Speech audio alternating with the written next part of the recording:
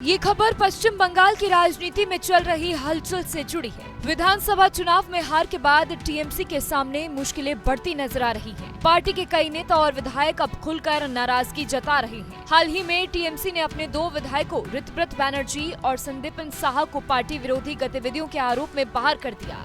इसके बाद दोनों नेताओं की कई टीएमसी विधायकों से मुलाकात ने राजनीतिक चर्चा को और ज्यादा तेज कर दिया। कहा जा रहा है कि पार्टी के अंदर एक बड़ा असंतोष पनप रहा है। कई नेता और विधायक मानते हैं कि चुनाव में हार की बड़ी वजह पार्टी का नेतृत्व और संगठन चलाने का तरीका रहा है। खास तौर पर अभिषेक बैनर्जी को लेकर पार्टी के अंदर सवाल उठ रहे हैं। कुछ नेताओं का आरोप है कि पार्टी में परिवारवाद बढ़ गया है।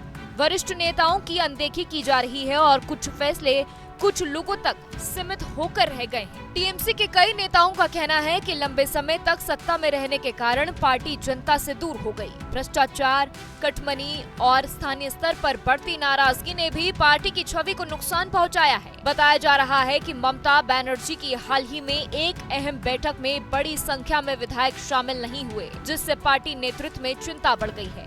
दूसरी ओर जिन विधायकों ने बैठक में हिस्सा नहीं लिया, उनमें से कई की मुलाकात ऋतव्रत बैनर्जी से हुई। इसी वजह से राजनीतिक गलियारों में ये चर्चा तेज हो गई है कि कहीं टीएमसी के अंदर कोई नया गुट तो नहीं बन रहा है। ऋतव्रत बैनर्जी ने भी खुलकर अभिषेक बैनर्जी के नेतृत्व पर सवाल उठाए हैं। हालांकि उनका कहना है कि उनका मकसद पार्टी तोड़ना नहीं, बल्कि पार्टी के अंदर सुधार की मांग करना है।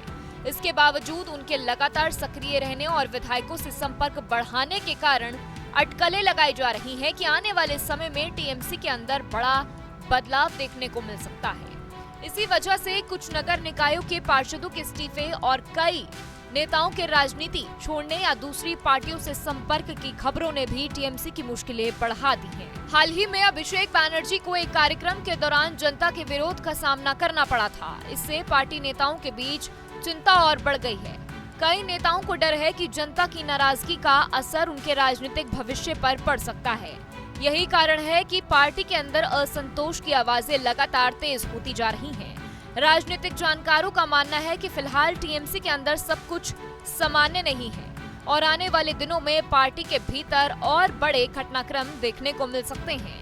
हालांकि अभी तक ये कहना जल्दबाजी होगी कि महाराष्ट्र की तरह कोई बड़ा राजनीतिक उलटफेर होगा या नहीं। लेकिन इतना जरूर है कि ममता बैनर्जी और टीएमसी नेतृत्व के सामने इस समय संगठन को एकजुट रखने की बड़ी चुनौती खड़ी हो गई है। आपके मोबाइल पर तुरंत आएगी ब्रेकिंग न्यूज। स्क्रीन पर सबसे पहले दिखेगी बड़ी खबर। देश दुनिया की हर खबर एक जगह। अब आपके मोबाइल पर तुरंत फटाफट इंस्टॉल कीजिए न्यूज़ नेशन ऐप और रखिए खुद को अपडेट।